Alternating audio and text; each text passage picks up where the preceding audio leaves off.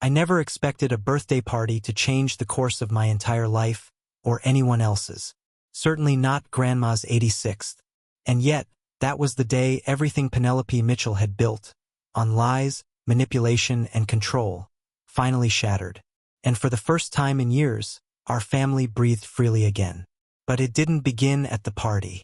It began in shadows, in whispered criticisms and small humiliations, in bogus HOA violations and carefully disguised cruelty.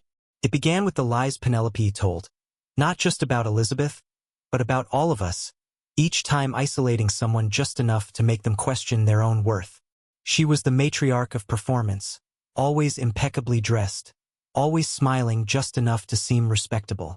But behind that smile was a sharpened tongue and a thirst for control that had quietly devoured our family from the inside out. Elizabeth had been her primary target for years. A generous heart with limited means, Elizabeth had offered love freely, even when it cost her. And Penelope? She used that kindness as a weapon. She gaslighted her, financially exploited her, and turned her into a scapegoat for every family frustration. For a long time, we didn't see it. Or maybe we did and looked away because it was easier. Easier to let one person carry the burden. Easier to believe the one who shouted loudest and dressed the nicest and made the rules. Easier to be quiet. But not forever. Elizabeth documented everything. She saved emails, screenshots, voicemails, copies of fake fines and forged signatures. She tracked the damage over 5 painstaking years. And when she stepped into that community center on Grandma's birthday with a banker's box in hand, she didn't come to beg for justice. She came to demand it. She stood in front of a room full of relatives, friends, HOA board members, and neighbors, and exposed everything. It wasn't theatrical. It was calm, methodical, devastating. Penelope tried to play it off at first. Laughed, scoffed, threatened. But with every piece of evidence Elizabeth revealed, the laughter died.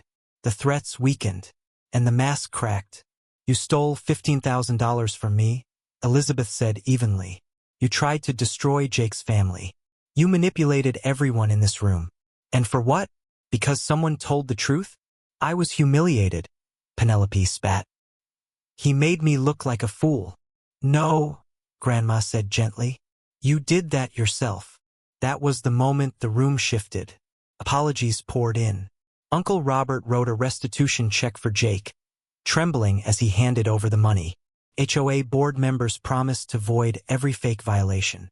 My mother's employer offered her a formal apology, a promotion, and back pay for the hours she lost after Penelope poisoned her reputation.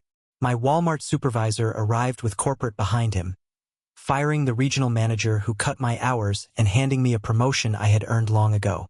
Even Zoe, my little sister, was vindicated. The camp association director who had rejected her application under Penelope's influence now offered her a full scholarship and a coveted mentorship.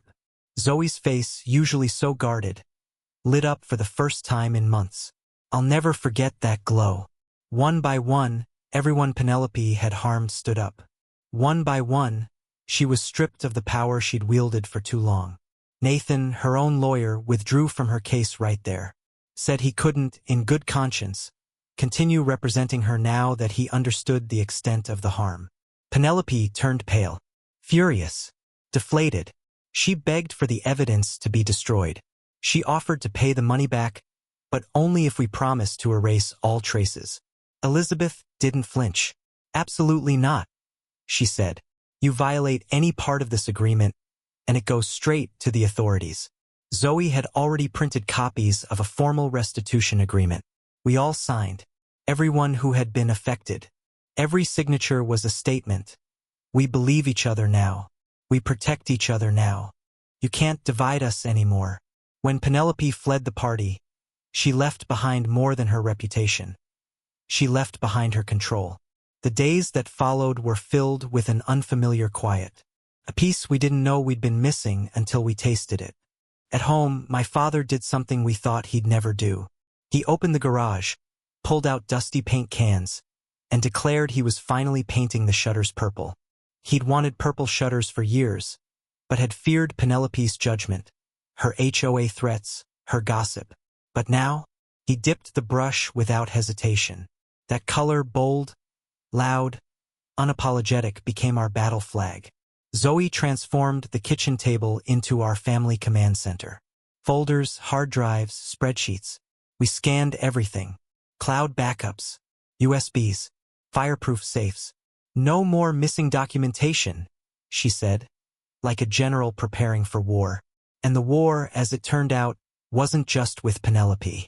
It was with the system that allowed her to flourish. Other families in the neighborhood came forward, holding folders of their own.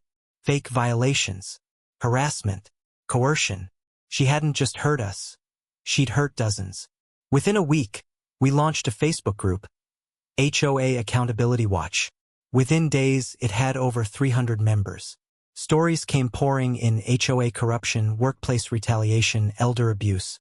We weren't alone. We had never been alone. Jake moved into his new apartment, gifted a corner unit by Uncle Robert.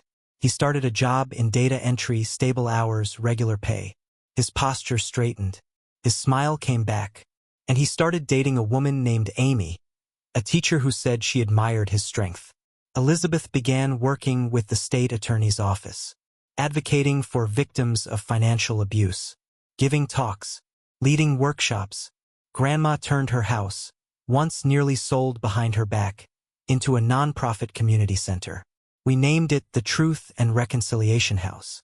And Zoe wrote a book, Diary of a Family Scapegoat, How to Document a Narcissist. What started as a diary became a manual, a lifeline for others. Her publisher said the initial orders were modest, but libraries bought copies. Counselors recommended it. Survivors wrote in thanking her. One said Zoe's guide helped them recognize what their own mother-in-law had done and gave them the courage to escape. And me, I kept my promotion. My position at Walmart evolved into a regional training role. I taught others how to prevent workplace retaliation, how to document everything, how to create transparency in systems designed to protect only those in power.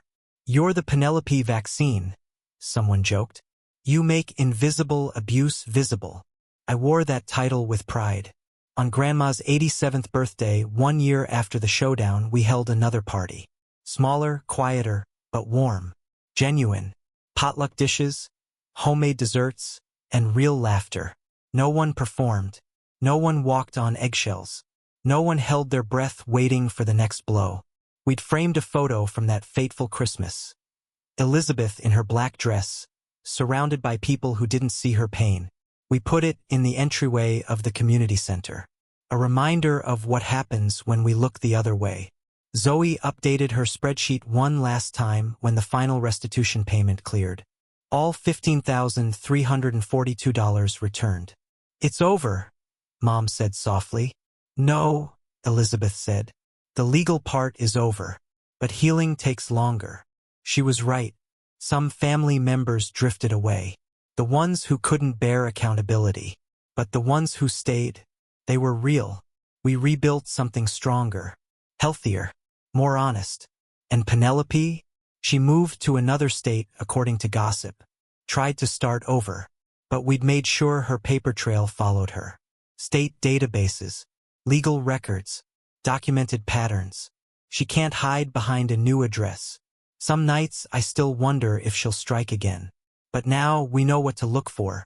We know how to fight back. And most importantly, we know we're not alone.